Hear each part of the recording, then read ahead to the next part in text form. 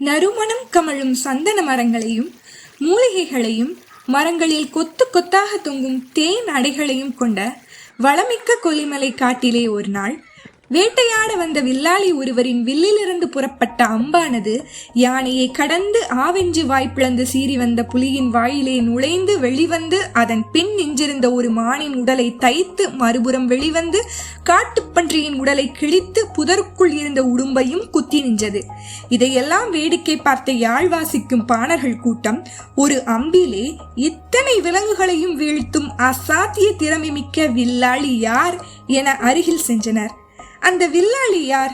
வீரத்தமிழ் வேந்தரான அவரின் சரித்திரம் என்ன என்பதை அறிய சுமார் 2000 ஆண்டுகளுக்கு முன் பயணிப்போம் வாருங்கள். வணக்கம், இது கிக்கி பட்டர் தமிழ் ஸ்டோரிஸ். உங்களோடு பேசிட்டு இருக்கிறது கீர்த்தி.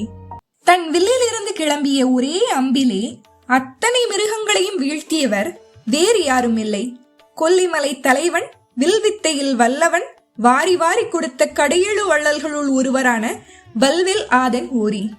வந்திருப்பது வல்வில் ஓரிதான் என்பதை உணர்ந்த பாணர்கள் கூட்டம் தாங்கள் கொண்டு வந்திருந்த யாழ், முழவு போன்ற இசைக்கருவிகளை மீட்டி வல்வில் ஓரியின் வீர புகழை பாடினார்கள். பாடலின் பொருளையும் தமிழின் பெருமையும் ரசித்து கேட்ட வல்வில் ஓரி தான் வேட்டையாடிய மானை துண்டுகளாக்கி நெருப்பில் வாட்டி பக்குவமாக சமைத்து அவர்களுக்கு அளித்தான். மான்கறியை ருசித்து சாப்பிட்ட பாணர்கள் கூட்டத்துக்கு பொன் பொருளையும் பரிசாக கொடுத்தார் வல்வில் ஓரி. வல்வில் ஓரியின் வீரத்தையும் கொடைச்சிறப்பையும் கேள்விப்பட்ட மற்ற பாணர்கள், புலவர்கள், கூத்தர்கள் தங்கள் வறுமை நிலையை போக்கிக் கொள்ள ஓரியின் அரண்மனைக்கு வந்தார்கள்.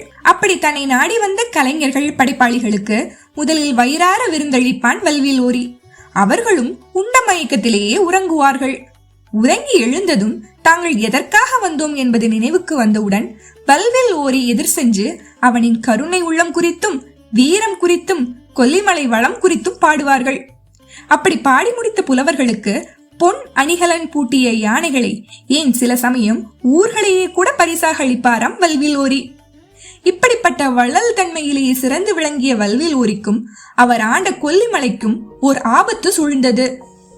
அப்போது சேர நாட்டை ஆண்ட சேர மன்னன் பெருஞ்சேரல் இரும்புரைக்கும் குதிரைமலையை ஆண்ட நெடுமானஞ்சிக்கும் இடையே பனிப்போர் ஏற்பட்டது. எதிர்காலத்திலே குதிரைமலை மன்னன் தனக்கு இணையாக விளந்துவிடக் கூடாது என்று அஞ்சிய சேர மன்னன் திட்டம் ஒன்றை வகுத்தான். அதன்படி குதிரைமலைகளை சுற்றியுள்ள அனைத்து பகுதிகளையும் தன் கட்டுப்பாட்டுக்கு கீழ் கொண்டு வர வேண்டும் என்று முடிவு செய்தான் சேர மன்னன். அதன்படி குதிரைமலையை சுற்றியுள்ள நிலப்பரப்புகளையும் மலைகளையும் ஆண்ட குறுநில மன்னர்களுக்கும் சிற்றரசர்களுக்கும் ஓலை ஒன்றை அனுப்பினான் சேர மன்னன். அப்படி கொல்லிமலையை ஆண்ட வல்வில் ஓரிக்கும் சேர மன்னனிடம் இருந்து ஓலை ஒன்று வந்தது.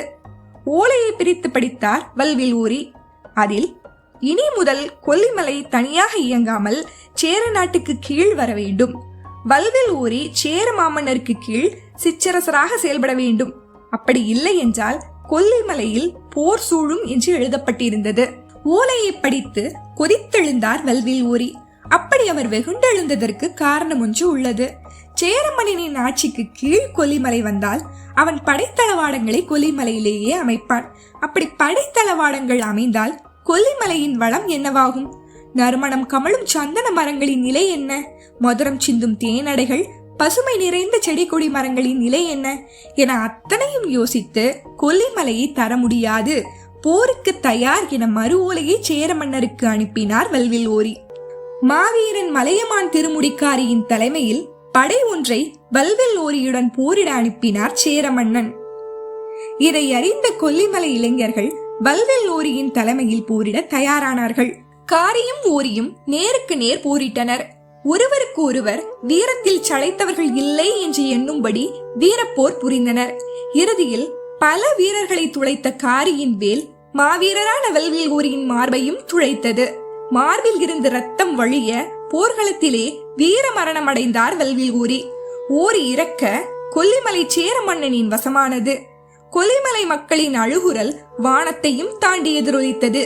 இயற்கை இருக்கும் வரை, தமிழ் இருக்கும் வரை வாரி வாரி கொடுத்த வள்ளல் வல்வில் ஓரியின் புகழ் எங்கும் ஒலிக்கும். வல்வில் ஓரி மன்னனின் சிறப்பை போற்றும் வகையில் 1975 வருடம் கொல்லிமலை செம்மேட்டில் ஓரி மன்னன் குதிரை மீது அமர்ந்திருப்பது போன்ற சிலை ஒன்று வடிவமைக்கப்பட்டுள்ளது. ஆண்டுதோறும் தமிழ் மாதமான ஆடி 18ஆம் தேதி வல்வில் ஓரி மன்னனுக்காக 2 தினங்கள் அரசு விழாவும் கொண்டாடப்பட்டு வருவது குறிப்பிடத்தக்கது. இந்த கதை உங்களுக்கு பிடிச்சிருக்கும்னு நினைக்கிறேன். இன்னும் நீங்க நம்ம சேனலை சப்ஸ்கிரைப் பண்ணாம இருந்தா மறக்காம சப்ஸ்கிரைப் பண்ணுங்க. நிறைய கதைகள் உங்களுக்காக காத்துட்டு இருக்கு. மீண்டும் நாம் வேறொரு கதையில் சந்திக்கலாம்.